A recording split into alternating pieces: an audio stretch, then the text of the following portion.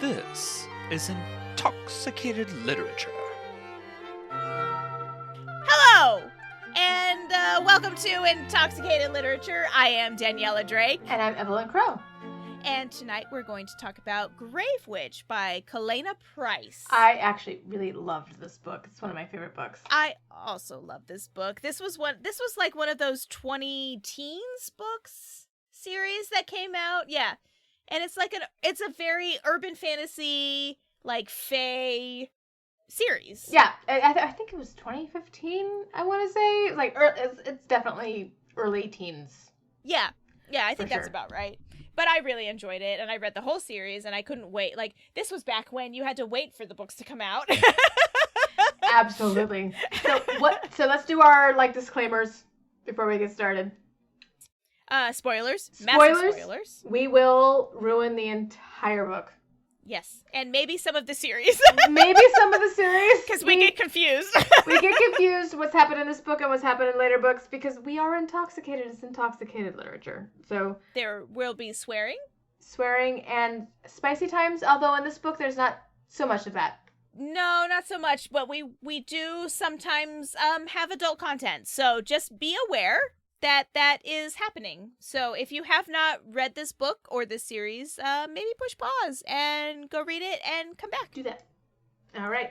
Okay. So what are we drinking tonight? Pixie brandy. Which is basically just brandy. It's basically brandy. But they do talk about it in the book, so that's why. I am enjoying it because I'm a big fan of just brandy or whiskey in general. So that's fair. I think you're enjoying it more than I am. But it was enough to get me intoxicated, so which is the only thing we're looking for. So. That is the goal. Yes. We have been pre-gaming for a while, so we have.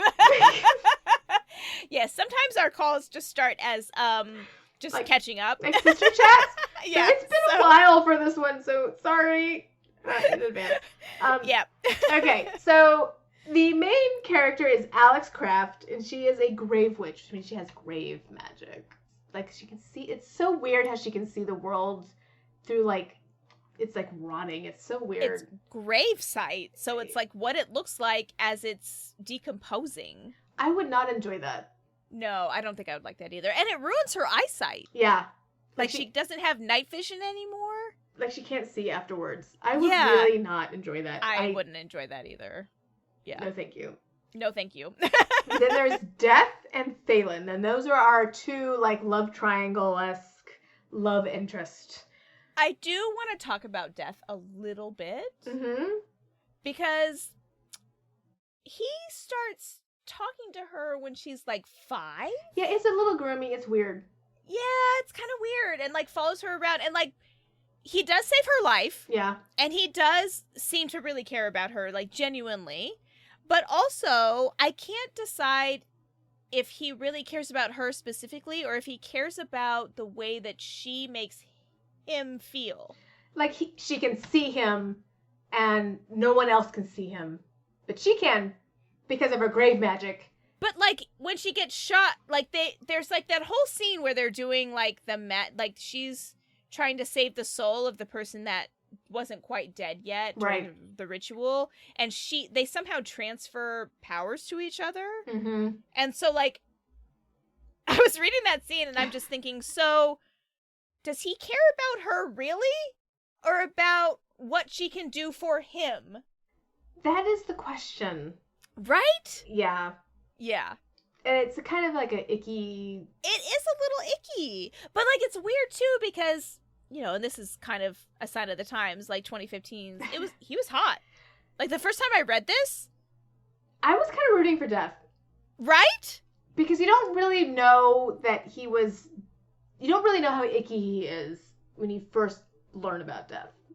You just see this hot guy in kind of jeans, in her and a tight t-shirt. Yeah. You're just kind of ooh, who's this guy?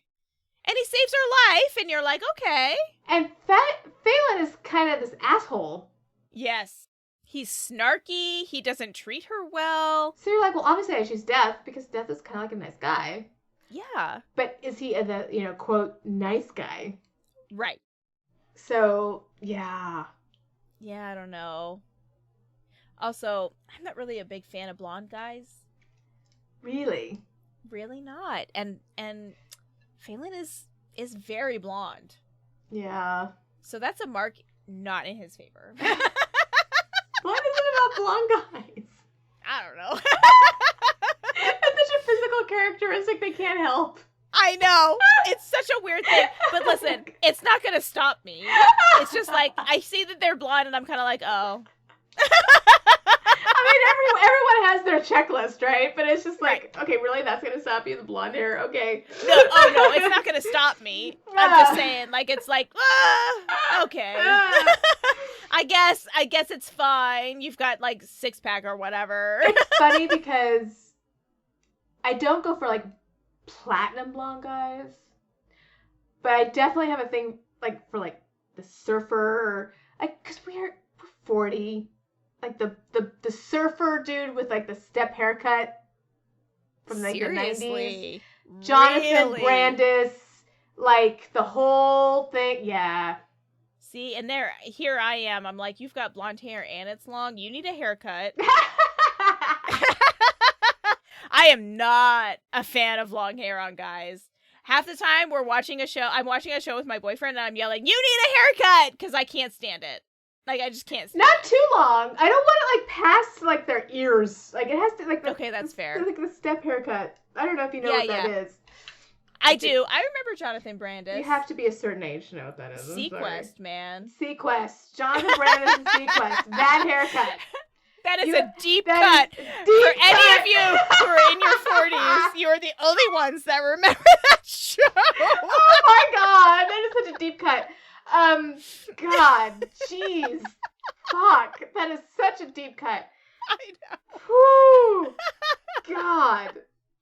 Yeah, that. Yeah. That haircut. No, I get it. Okay, that's interesting to me. That is fascinating. That is a specific look that I would always go for. Really? Yeah.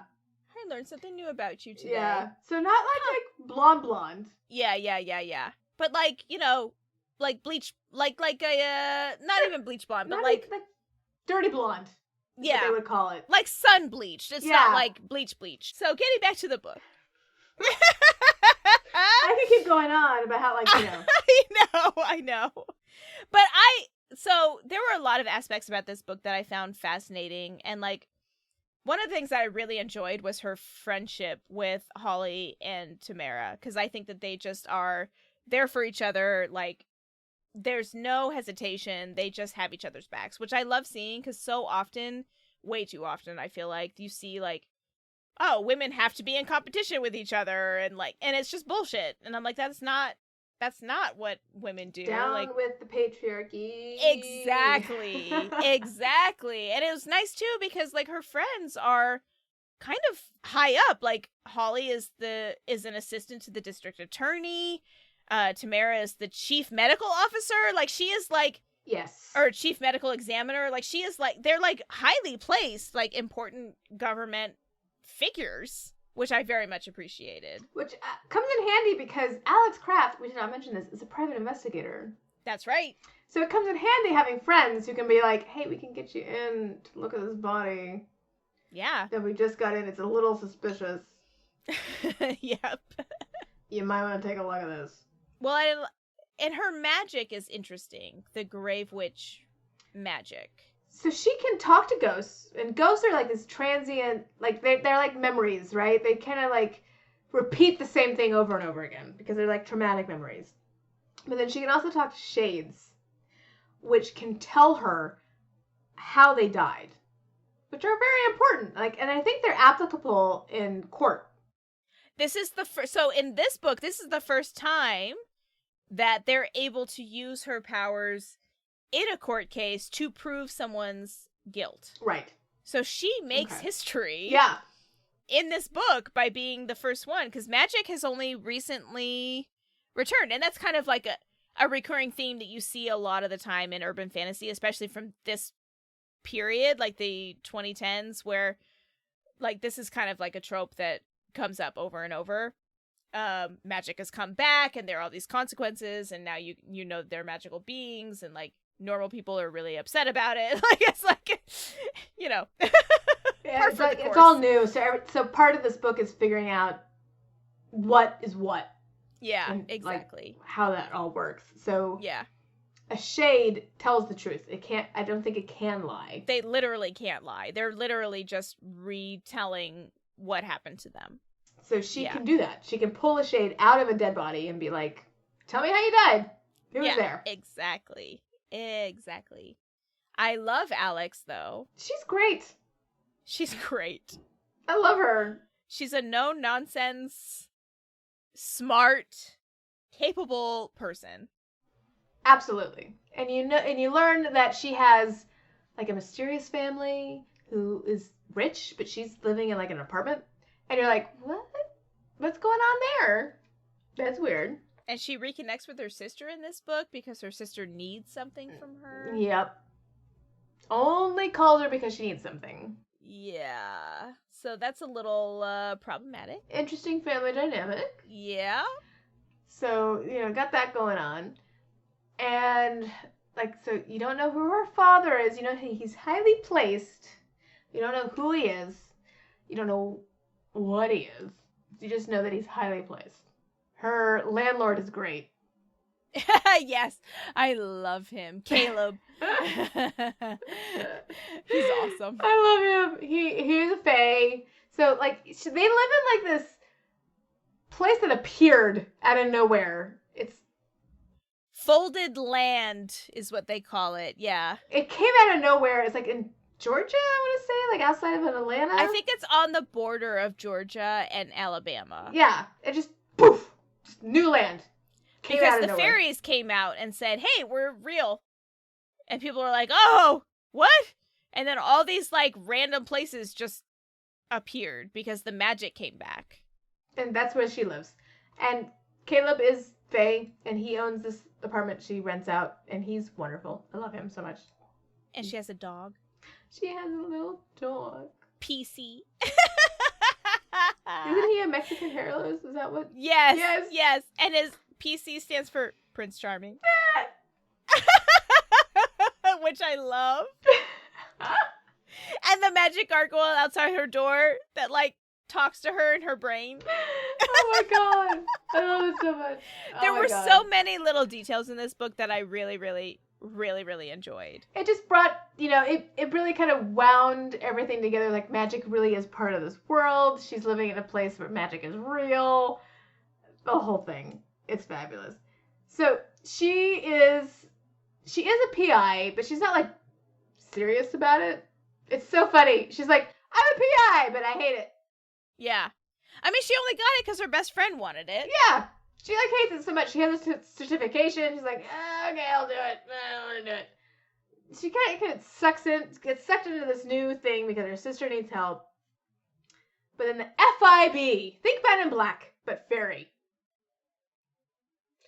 And Phelan comes in because he's the fairy queen's, top guy. Which we don't even know in this book. I'm sorry. Yeah. But he is. Yes. And, he's an asshole. Yeah, he treats her horribly. He's really suspicious of her. She's investigating this crazy magic ritual that nobody else can even seem to see. She sees this dead body that has runes all over it, but nobody else has seen that. They've got these curse breakers that they bring in, and they don't even know that magic has been used. And she's like, what are these symbols? And they're like, what are you seeing? And she goes, are you serious?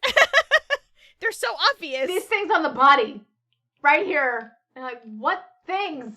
Exactly. And someone has literally been body hopping, stealing people's souls, which is really disturbing. And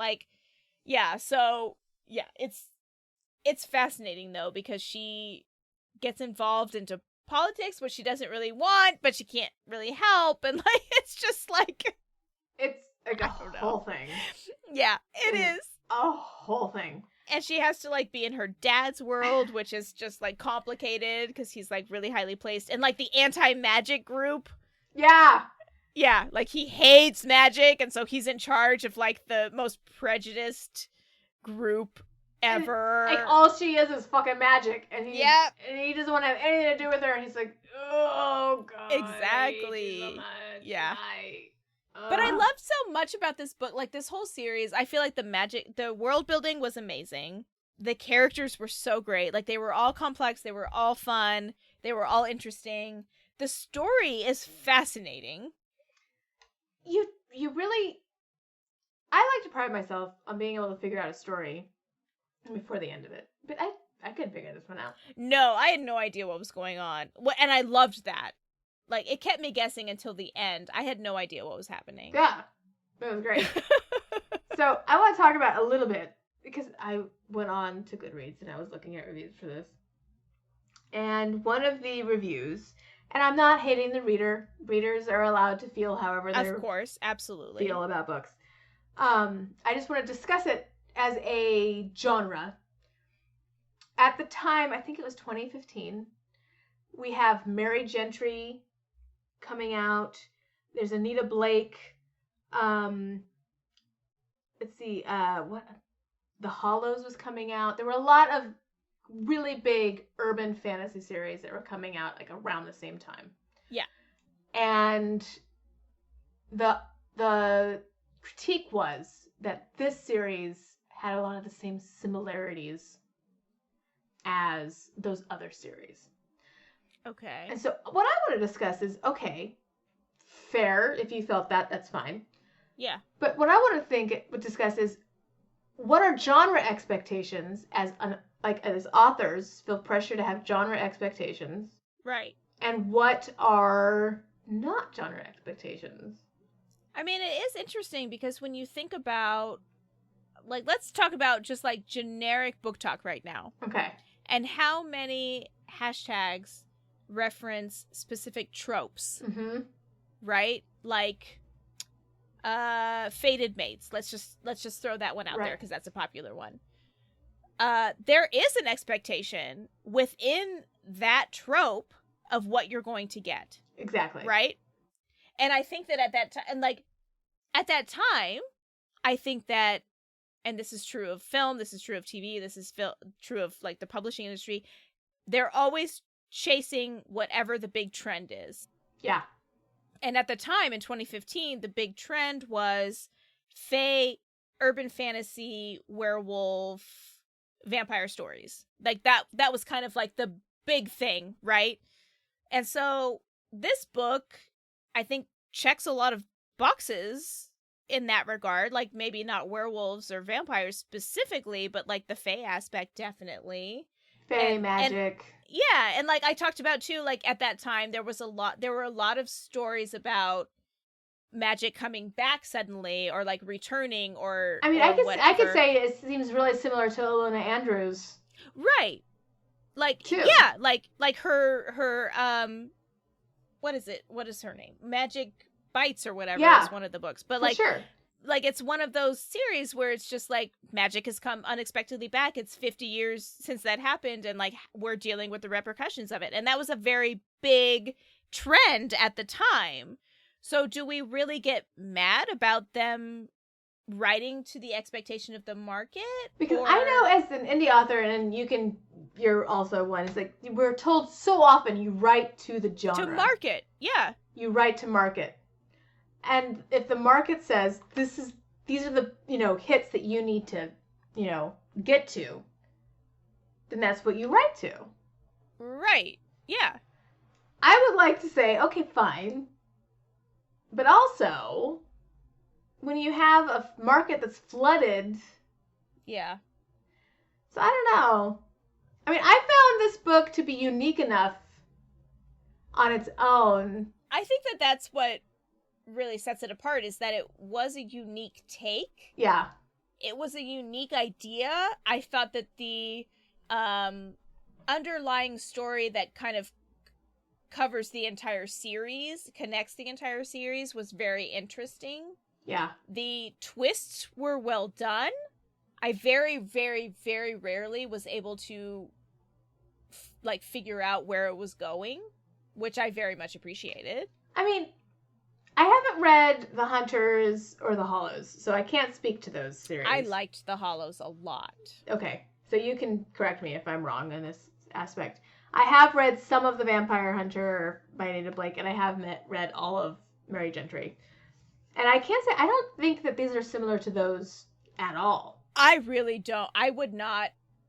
I would say The Hollows is probably the closest, but I still think that they are very different in a lot of ways. So I'm not sure that I would even compare this to another series. Like, definitely not Mary Gentry, I don't think. No, not Mary Gentry at all. And definitely not Anita Blake. Like, the vampires are not a huge part of the story, so I'm not... I mean, this feels like if you were to... It's urban fantasy for sure, but if I were to assign a different genre to it, it would be more suspense, murder suspense, thriller, because it has that aspect of we need to find the killer. I agree. And, like, each book is kind of its own standalone story where it's like, this is the case that we're working on and we need to figure it out. And there is kind of, like, that overarching, like, her journey, which kind of covers the entire series. But, like, yeah, I'm not sure that I would compare it to... I definitely would not compare it to, like, Anita Blake or Mary Gentry. Like, partly, too, it's... Those series are a lot more spice forward. Very, very spice forward. Like, Mary Gentry is definitely focused on Mary and her men, for sure, and their journey. I would say Anita Blake is also, like, the first one, maybe not, but then it definitely becomes that. In fact, I would actually categorize them more as erotica than anything else. I agree. So, yeah. Yeah, I'm not sure that I could... I'm not sure that I agree with that review, to be honest. I would say this is probably more closely categorized towards Ilona Andrews. But I even agree. So, it's not the same story. So, it's different. Like, so this is the thing, is that when you pick up a book and it's an epic fantasy, you immediately assume there are going to be big battles. It's going to be life or death. It's going to be, like, world-ending crisis. It's going to be, like, a lot of the times the chosen one or whatever. Like, you're expecting to see these things, exactly. Right? So this is an urban fantasy where you're expecting to see, okay, well, the main character is going to have more power than other people for some reason that we don't really understand. She's going to, have connections into, like, the Fae world and, like, the other world that we don't really understand. Right. But she's also going to live in this world in an urban setting. Like, these are just things that you just assume to be true based off of the genre. And that's what readers want. They want that familiarity. They want that comfort. They want to know they can pick up an urban fantasy and that is what they're getting. Right, like you don't want to expect I'm gonna watch this romantic comedy and then get a horror. Like exactly. That is not what you want. Absolutely. I'm not saying authors don't go writing an urban fantasy and changing it all up. That's not cool. That's not okay. No. That's not what I'm saying. You can play with tropes a little bit, but the main like genre needs to kind of stay the same. And it's okay to not like a book. 100%. It's okay to not like a book, but to accuse a book of plagiarism is that's harsh. Harsh. Yeah. And serious. That's very serious. Like, that's a serious accusation. Absolutely. Like, that's, like, you could take an author to court for that. Yeah, that's pretty bad. To say you didn't like a book because it was too similar to other urban fantasies is a valid argument. Absolutely. To say that it was middle of the road, it was too similar, it didn't stand out, I get that. That's fine. That's a 3-star read for me. That's a C read. That is fine. That's something I would be like, I read that. I finished it, but yeah. But to say it's plagiarism, whew. Yeah. That's like going from 0 to 100. Wow. That's not, that's going from 0 to the final solution. There's no, like... Okay. Yeah, I don't think we need to do that. So that's really interesting, because, like, for me, the reason that I really enjoyed this series when I first read it, and on a reread, because I read it again for this episode, like, it was unique enough, And the writing was very good, and the characters were complex and interesting. I really enjoyed it. I liked it. I thought it stood out from the other urban fantasies. I absolutely agree. And I read the entire series. Like, this was one where I think I found it, and then I think only 2 or 3 books were out at the time, and I read them all, and then had to wait for the next ones to come out. Yeah. And could not wait. Like, I was so excited. And every time a new one came out, I was like, oh, finally a new book. I think the last one came out in 2020? 2019? Something like that.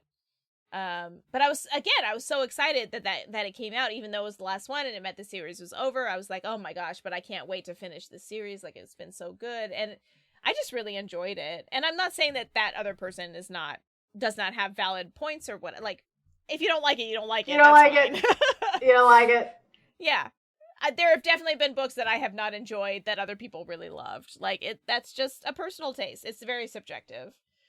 But for me, I found this book to be very exciting, very interesting. It was a page turner for sure. I could not wait to figure out what was going on, because I couldn't figure it out. Which for me is a huge deal. Like, I was so excited. A lot of the urban fantasy at the time, aside from, I think, Kalayna Andrews, I think she was, like, the one...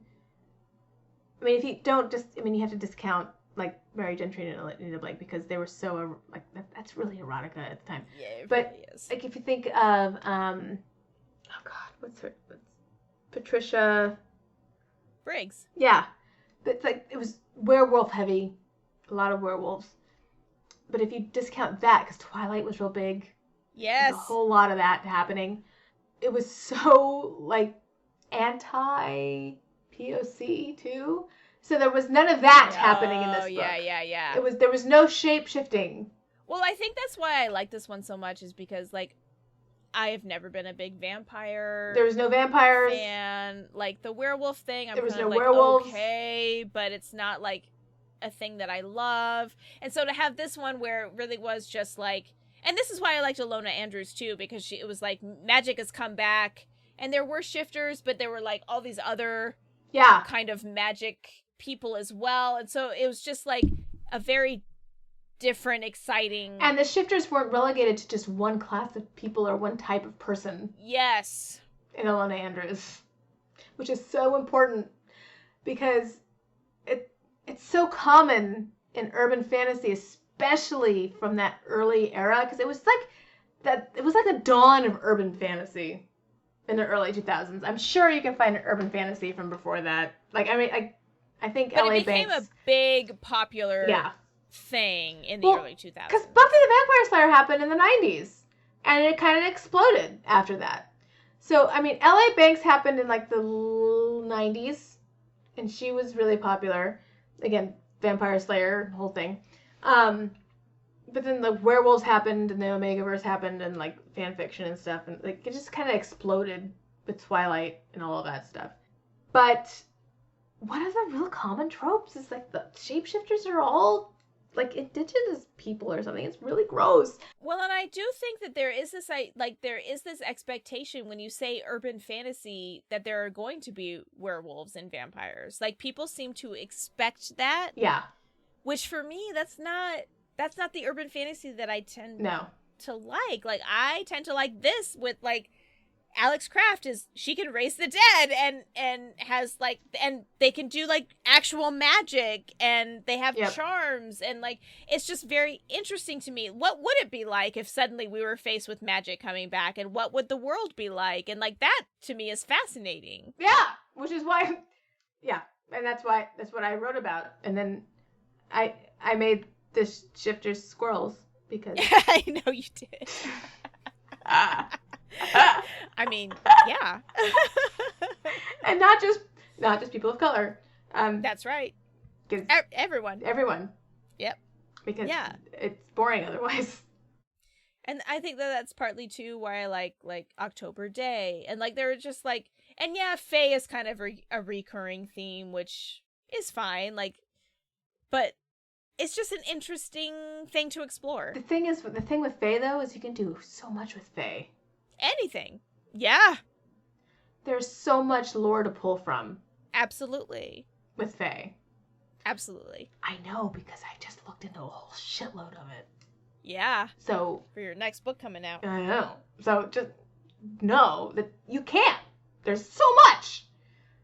So I think that that's really where we're kind of going awry, is that the expectation for urban fantasy tends to be vampires and werewolves, and then when you don't get it, it's like, oh, it's just like these other books that don't have those things too. But when you have the vampires and the werewolves, you run into super patriarchal, super clannish, super roar, and you're just like, oh my god, why? Ugh.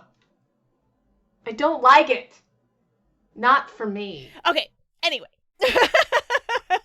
Kalayna Price. What else? That's all. Those are the main. Yeah, I kind of feel like that's all my notes that I had, like, because this first book is a lot of setup. Obviously. A lot of setup, a lot of world building, a lot of here's who's the important players. Exactly. I did love the bar, which I can't remember the name of at the moment. I don't think I wrote it down.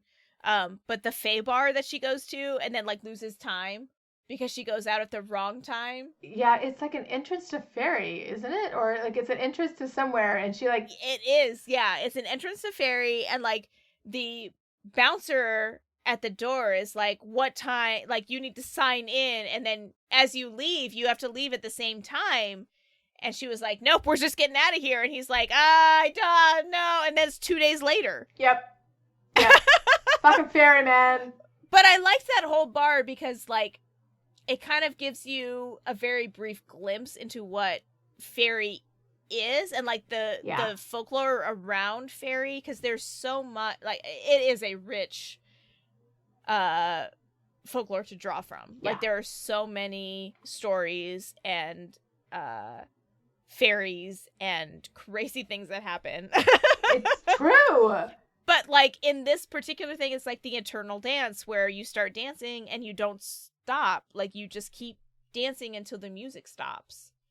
And one of the people that had been working at the morgue ends up there, and she finds him, and she's just like, what the fuck are you doing here?